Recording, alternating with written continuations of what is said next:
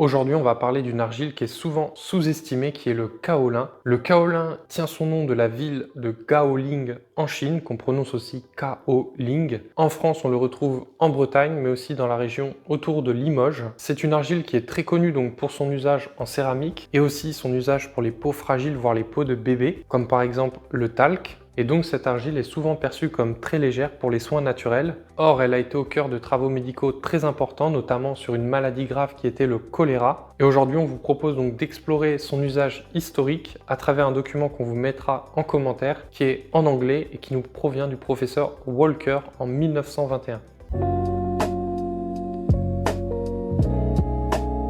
Donc au début du XXe siècle, le choléra faisait vraiment des ravages. C'était une maladie où on avait beaucoup de vomissements. On allait avoir des diarrhées qui étaient très fortes, un arrêt des urines et la personne avait un état de déshydratation très fort qui l'amenait souvent du coup jusqu'à son décès. Et donc au début du XXe siècle, il y a un professeur du nom de Julius Stumpf qui a commencé à étudier justement le kaolin pour traiter le choléra. Il aurait sorti un document qui s'appelle A Reliable Method of Treating Asiatic Cholera by Means of Kaolin. Et après la guerre des Balkans dans les années 1910, un docteur qui s'appelait Victor Kuhn s'est inspiré donc des travaux de Julius Stumpf pour justement guérir ces patients qui étaient atteints de choléra. À ce moment-là, la mortalité qu'il avait était autour de 60%. Et la méthode était assez brutale puisqu'on administrait donc 100 grammes de kaolin dans 250 ml d'eau. Pour vous donner un ordre d'idée, dans la tradition naturopathique, on recommande environ 3 grammes d'argile par jour. Et bien dans cette méthode, ces 100 grammes de kaolin dans 250 ml d'eau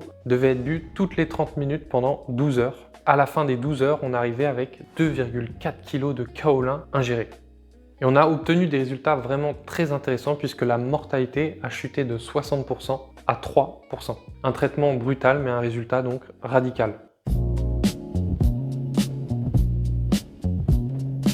En Chine, durant l'été 1919, il va y avoir une épidémie de choléra et un médecin sur place, qui était donc le docteur Bravdalt, a commencé à étudier lui aussi l'usage du kaolin pour traiter donc le choléra. Il avait fait 3 groupes de patients. Son premier groupe avait des solutions donc salines hypertoniques et il avait une mortalité qui restait assez élevée autour de 22%. Dans son deuxième groupe, il a administré des solutions salines hypertoniques et il a rajouté du kaolin. Et là, on avait une mortalité autour de 29%. Et dans son dernier groupe qui était composé de 35 personnes, il a utilisé uniquement le kaolin et il a obtenu un décès sur 35 personnes, soit 3% environ de mortalité. Toujours en Chine, le professeur Walker, donc, qui nous rédige ce document, a lui aussi donc utilisé du kaolin. Un traitement donc qui était moins brutal. On invitait donc les patients à consommer le kaolin à un rythme qui leur convenait. Il y avait une absence de nourriture pendant 18 heures. On donnait juste de l'eau de riz aux patients et ils avaient des lavages rectals avec justement de l'eau et du kaolin. Et une fois que la diarrhée était passée, on réintroduisait également un petit peu de laitage. Avec ce traitement basé sur le kaolin, il a obtenu d'excellents résultats puisqu'au bout de 2 heures, en général, les vomissements étaient finis.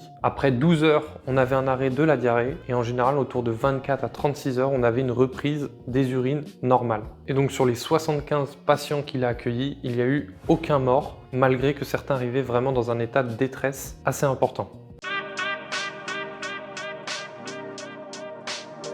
Les chercheurs de l'époque ont proposé donc 2 explications. L'une mécanique, où le kaolin vient tapisser les parois de l'intestin et amène avec lui toutes les bactéries nocives. Et la deuxième explication, donc, qui est plutôt chimique, où là, le kaolin, comme l'argile verte montmorillonite, vient attirer des bactéries qui sont néfastes, puis les capture entre ses feuillets, puis ensuite elles sont libérées à travers les selles ou les lavages. Mais attention, ce n'est pas un antibiotique ni un substitut médical. Ce sont un partage donc d'observations historiques qui sont intéressantes, mais qui sont à replacer bien sûr dans leur contexte. Aujourd'hui, la législation, elle ne permet pas de préconiser donc l'usage interne de l'argile, malgré qu'on l'utilise parfois sur les animaux et qu'il y ait des traditions, notamment en naturopathie, autour de cet usage. Le kaolin, on peut tout de même l'utiliser en usage externe avec des cataplasmes, puisqu'il est très riche en alumine. Il a environ 36% d'alumine, contrairement aux argiles vertes, illite et montmorillonite qui sont autour de 18%. Et c'est un minéral qui est très bon pour favoriser la cicatrisation. Donc si par exemple après une opération, l'articulation est dégonflée et qu'on souhaite aider dans la cicatrisation, on peut utiliser des cataplasmes de kaolin.